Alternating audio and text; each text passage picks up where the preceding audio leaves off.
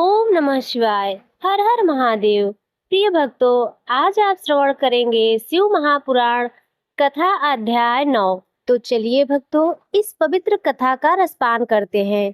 आपने देवी सती की कथा तो अवश्य सुनी होगी। आप यह भी जानते होंगे कि कैसे अपने पिता के यहाँ यज्ञ में आमंत्रित न किए जाने पर भी वे भगवान शिव से जिद करके उस यज्ञ में पहुंची। और जब उनके पिता ने उनके पति का अपमान किया, वे इतनी आहत हुई कि उन्होंने अपने पिता के हवन कुंड की प्रज्वलित अग्नि में स्वयं को भस्म कर दिया। लेकिन आज हम उस घटना से भी आगे और उससे भी पहले एक वृत्तांत में गोता लगाएंगे। एक ऐसा वृत्तांत जहां विधाता का विधान पहले ही रचा जा चुका था कि भविष्य में यह घटना घटित होगी। शिव महापुराण के इन अध्यायों में आप उसी अनसुनी कथा को सुनेंगे। यदि आपको यह कथा पसंद आती है तो कृपया करके प्रतिदिन कम से कम 2-3 लोगों को, विशेषकर ऐसे लोगों को जो इन कथाओं को सचमुच सुनना चाहते हैं, यह वीडियो अवश्य साझा करें। श्री ब्रह्मा जी कहते हैं, मेरे पुत्रों में श्रेष्ठ हे महाप्राज्ञ नारद जी, जब वशिष्ठ मुनि ने तुम्हें तपस्या के नियम का उपदेश देकर अपने घर की ओर प्रस्थान किया, तब उस विधान को भली भांति समझकर संध्या के मन में असीम प्रसन्नता हुई। फिर शांत मन से उसने तपस्विनी के योग वेश धारण किया और वशिष्ठ सरोवर के तट पर ही घोर तपस्या में लीन हो गई। वशिष्ठ जी ने उसे जिस मंत्र को तपस्या का साधन बताया था, उसी से वह उत्तम भक्ति भाव के साथ भगवान शंकर की आराधना करने लगी। उसने अपना संपूर्ण चित्त भगवान शिव में लगा दिया और एकाग्र मन से बड़ी तपस्या करने लगी। जब उसकी तपस्या में 4 युग बीत गए, तब भगवान शिव उसकी निष्ठा से अत्यंत प्रसन्न हुए। उन्होंने बाहर भीतर और आकाश में अपने स्वरूप का दर्शन कराया और जिस रूप का संध्या चिंतन करती थी, ठीक उसी रूप में उसकी आंखों के सामने प्रकट हो गए। उसके मन में जितना ही चिंतन किया था, उन्हीं प्रभु शंकर को अपने सामने खड़ा देख वह अत्यंत आनंद में निमग्न हो गई। भगवान का मुखार बिंद बड़ा प्रसन्न दिखाई देता था और उनके स्वरूप से शांति बरस रही थी। एक क्षण के लिए संध्या सब भ्रमित होकर सोचने लगी कि मैं भगवान हर से क्या कहूँ, किस तरह उनकी स्तुति करूं। इसी चिंता में पड़कर उसने अपने दोनों नेत्र बंद कर लिए।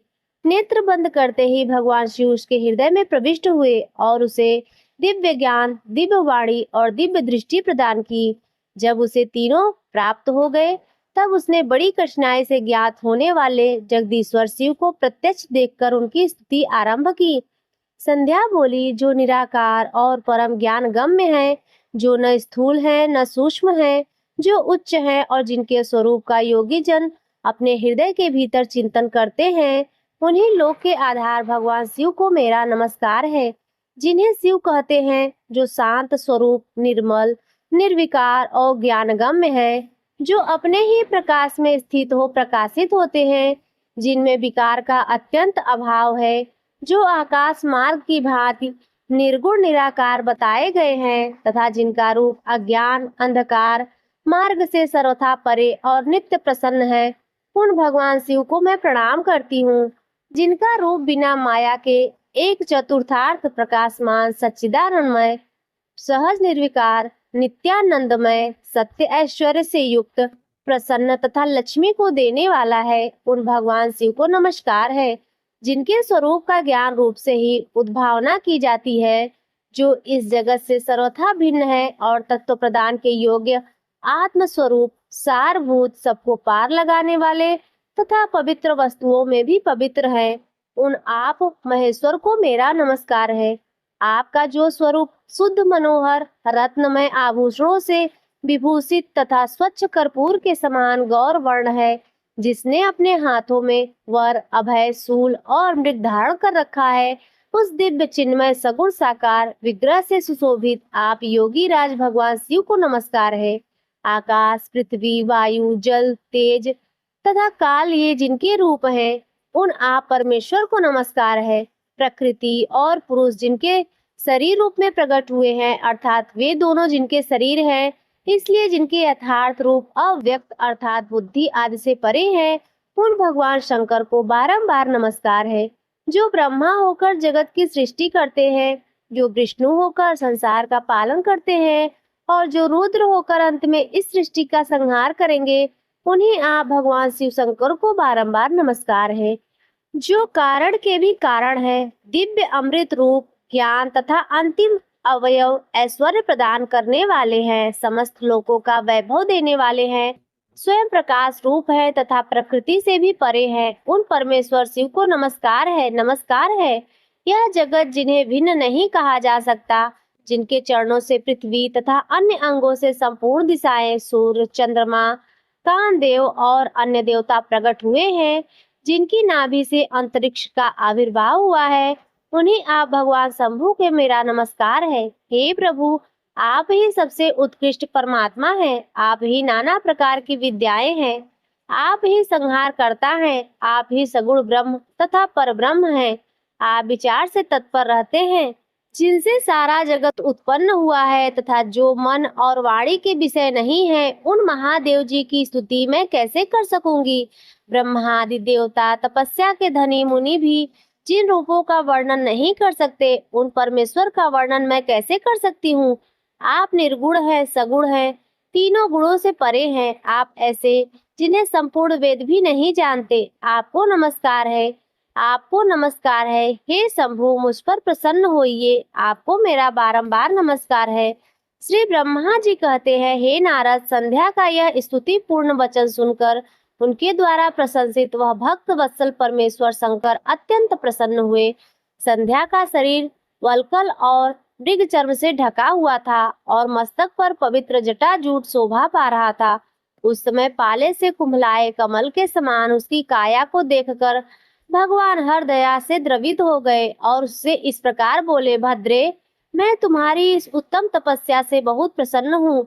चतुर्थी वाली देवी, तुम्हारे इस व्रत से मुझे बड़ा संतोष हुआ है, अतः इस समय अपनी इच्छा के अनुसार कोई वर मांगो, जिस वर से तुम्हें प्रयोजन हो तथा जो तुम्हारे मन में हो, उसे मैं यहाँ अवश्य पूर्ण करूंगा।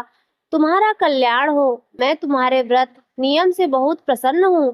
प्रसन्न चित्त महेश्वर का यह वचन सुनकर अत्यंत हर्ष से भरी हुई संध्या ने उन्हें बारंबार प्रणाम करके कहा, हे महेश्वर, यदि आप मुझे प्रसन्नता पूर्वक वर देना चाहते हैं तो मैं वर पाने योग्य पात्र सिद्ध हो गई हूँ। और हे देवेश, इस समय आप मेरी तपस्या से प्रसन्न हैं, अब तो मेरा मांगा हुआ यह पहला वर सफल करें।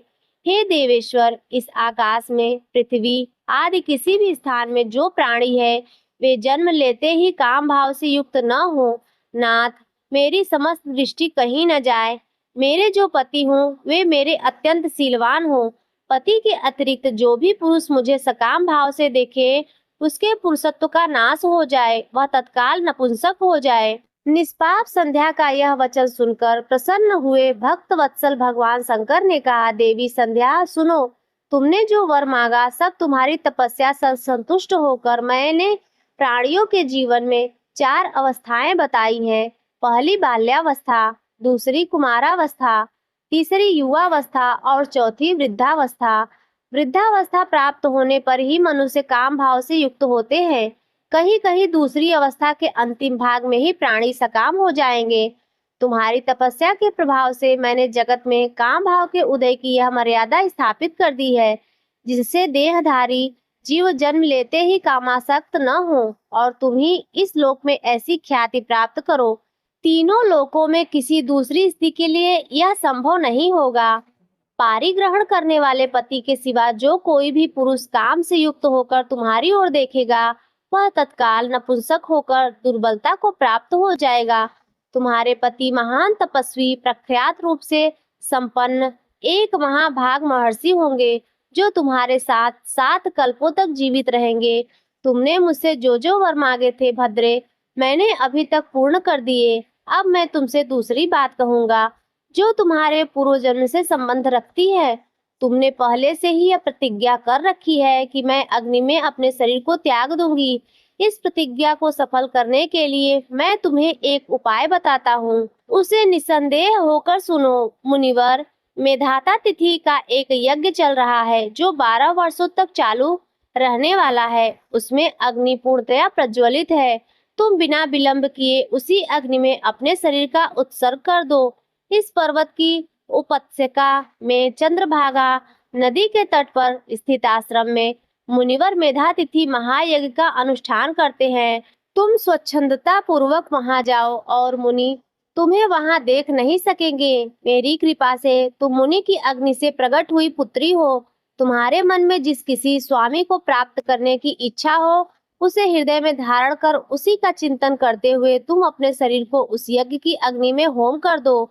हे संध्या, जब तुम इस पर्वत पर 4 युगों तक के लिए कठोर तपस्या कर रही थी, उन्हीं दिनों चतुर्युगी का सतयुग बीत जाने पर त्रेता के प्रथम भाग में प्रजापति दक्ष के बहुत सी कन्याएं हुई। उन्होंने अपनी उन सुशीला कन्याओं का यथा योग्य वर से विवाह कर दिया। उनमें से 27 कन्याओं का विवाह उन्होंने चंद्रमा के साथ किया। चंद्रमा अन्य संपत्तियों को छोड़कर केवल रोहिणी से प्रेम करने लगे। इसके कारण क्रोध से भरे दक्ष ने जब चंद्रमा को श्राप दिया, तब समस्त देवगण तुम्हारे पास आए, परंतु संदेह तुम्हारा मन में मुझे लगा हुआ था, अतः तुमने ब्रह्मा जी के साथ उन देवताओं पर दृष्टिपात ही नहीं किया।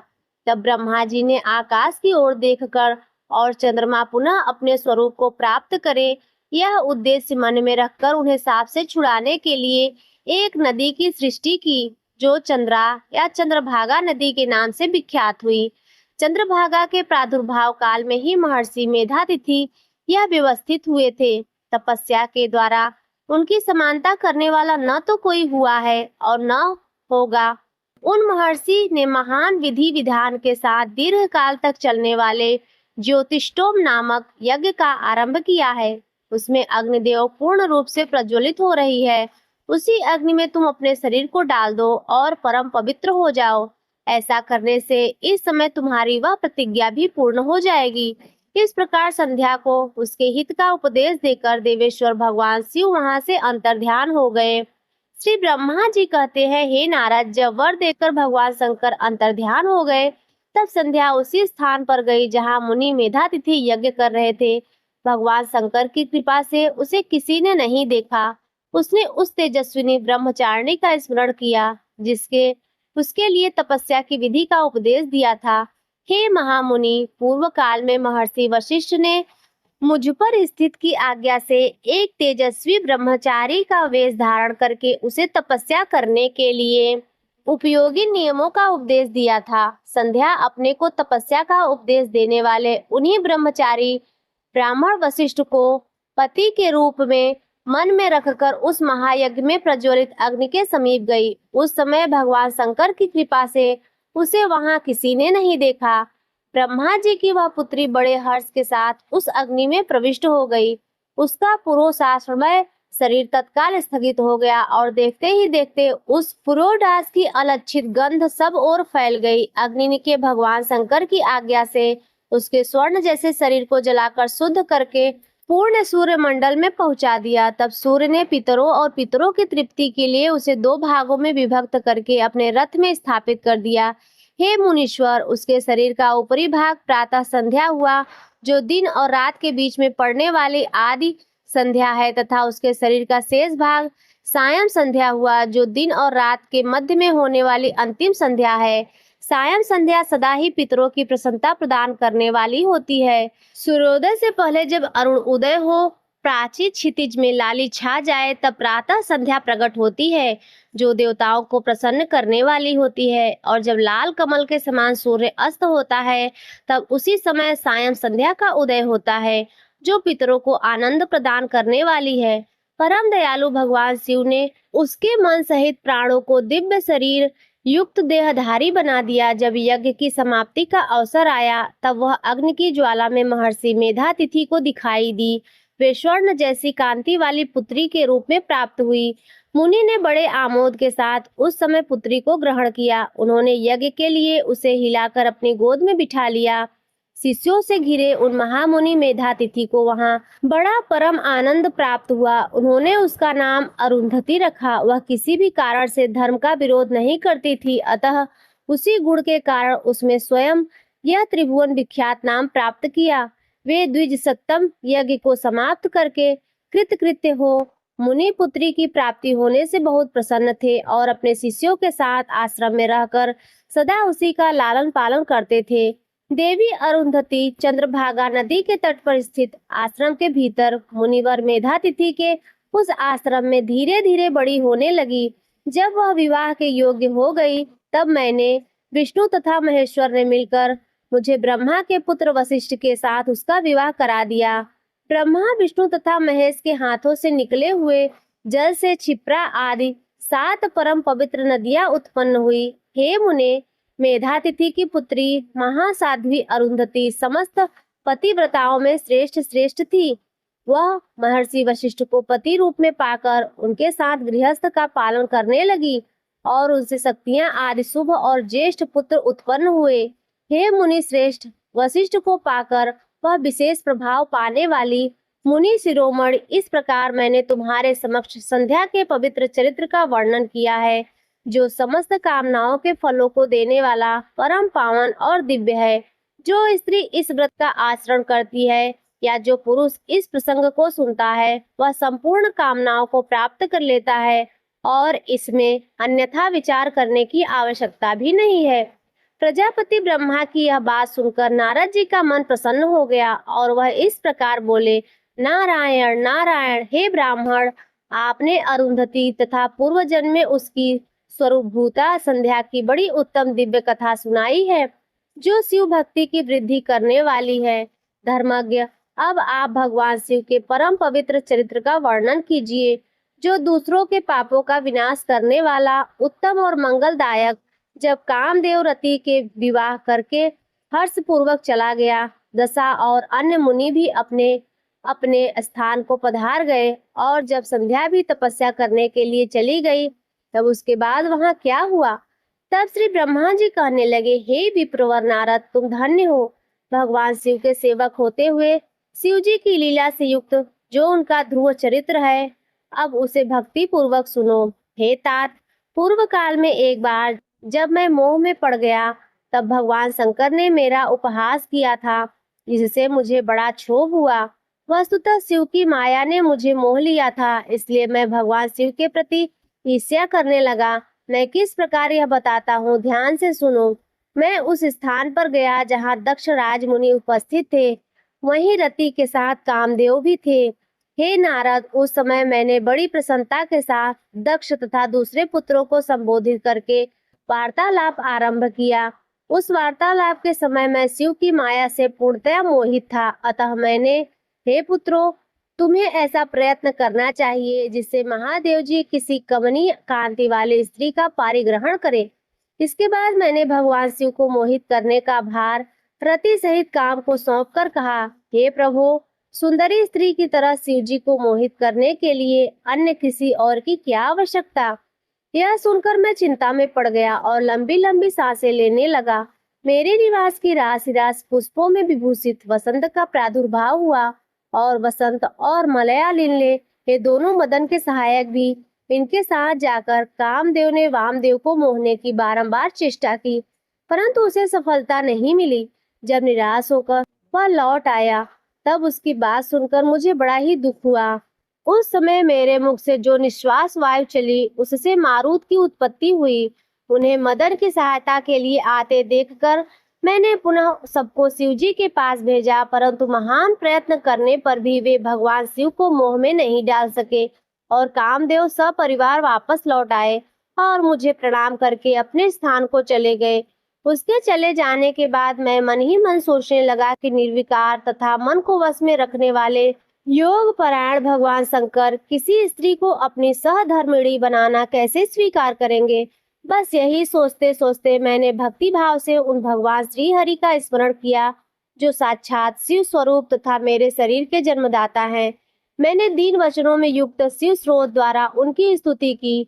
उस स्तुति से शंकर भक्तों के दुख दूर करने वाले भगवान श्री हरि बहुत प्रसन्न हुए और शरण में आए हुए मुझसे बोले, शिप्रा के विधाता, हे लोक करता, तुम धन्य हो। बताओ, तुमने किस लिए आज मेरा स्मरण किया है और किस निमित्त यह स्तुति की जा सकती है? तुम पर कौन सा महान दुख आ पड़ा, उसे मेरे सामने इस प्रकार कहो, मैं उसे दूर कर दूंगा। इस विषय में कोई संशय अन्यथा विचार तुम्हें नहीं करना चाहिए। तब ब्रह्मा जी ने सारा प्रसंग सुनाकर कहा कि हे केशव, यदि भगवान शिव किसी तरह पत्नी को ग्रहण कर ले तो मैं सुखी हो जाऊंगा, मेरे अंतःकरण का सारा दुख दूर हो जाएगा। इसी के लिए मैं आपकी शरण में आया हूँ। मेरी यह बात सुनकर भगवान मधुसूदन हंस पड़े और कुछ लज्जा सहित मेरा हाथ बढ़ाकर शीघ्र ही बोले, हे विधाता, मेरा वचन तुम्हारे भ्रम का निवारण करने वाला है। मेरा वचन ही वेद शास्त्र आदि का वास्तविक सिद्धांत है। कर्ता धर्ता और हर्ता, पर ब्रह्म, परम निर्णय, अनिर्देश, निर्विकार, अद्वितीय, अच्युत, अनंत, सबका अंत करने वाले स्वामी और सर्वव्यापी परमात्मा और परमेश्वर ने सृष्टि, पालन और संहार के कर्ता, तीनों गुणों को आश्रय देने वाले व्यापक ब्रह्मा, विष्णु और महेश नाम से प्रसिद्ध, रजोगुण, सत्वगुण और तमोगुण से परे, माया से ही युक्त प्रतीत होने वाले, निर्माया, माया रहित, माया के स्वामी या प्रेरक, नित्य शुद्ध, सगुण, स्वतंत्र, निर्विकल्प, आत्माराम, भक्त परायण, सुंदर विग्रह से सुशोभित, योगी, नित्य योग परायण, योग मार्गदर्शक, गर्वहरि, लोकेश्वर और सदा निर्मल है, तो उन्हीं की शरण में जाओ। सर्वात्मना शंभु का भजन करो, इससे संतुष्ट होकर वे तुम्हारा कल्याण अवश्य करेंगे। हे ब्राह्मण, फिर भी तुम्हारे मन में यह विचार हो कि शंकर पत्नी का पारिग्रहण करे, तो शिव को प्रसन्न करने के उद्देश्य से शिवा का स्मरण करते हुए उत्तम तपस्या करो और अपने उस मनोरथ को हृदय में रखते हुए देवी शिवा का ध्यान करो। यदि ईश्वरी शिवा प्रसन्न हो जाए तो सारा कार्य सिद्ध कर देंगी, और यदि शिवा सगुण रूप से अवतार ग्रहण करके लोक में किसी की पुत्री हो, मानव शरीर ग्रहण करे, तो वे निश्चय ही महादेव जी की पत्नी हो सकती हैं। हे ब्राह्मण, स्वयं भगवान शिव के लिए पत्नी का उत्पादन करने के निमित्त स्वतः भक्ति भाव से प्रयत्न पूर्वक तपस्या करें। हे तात, शिवम और शिव दोनों ही भक्तों के अधीन जानना चाहिए। निर्गुण पर ब्रह्म स्वरूप होते हुए भी वे स्वेच्छा से सगुण हो जाते हैं। हे विधि, भगवान शिव की इच्छा से प्रकट हुई हम दोनों ने जब उनसे प्रार्थना की, तब पूर्व काल में भगवान शंकर ने जो बात कही थी उसे याद करो। हे ब्राह्मण, अपने शक्ति से सुंदर लीला विहार करने वाले निर्गुण शिव ने स्वेच्छा से सगुण रूप मुझको और तुमको प्रकट करने वाले के पश्चात तुम्हें तो सृष्टि करने वाले का आदेश दिया, और उमा सहित ओम अविनाशी सृष्टिकर्ता प्रभु ने मुझे उस सृष्टि के पालन का कार्य सौंपा था। फिर लीला विशारद उन दयालु स्वामी ने हंसकर आकाश की ओर देखते हुए बड़े ही प्रेम से कहा, हे विष्णु, मेरे उत्कृष्ट रूप इस विधाता के ढंग से इस लोक में प्रकट होगा, जिसका नाम रुद्र होगा। रुद्र रूप ऐसा ही होगा जैसा मेरा है, वह मेरा पूर्ण रूप होगा।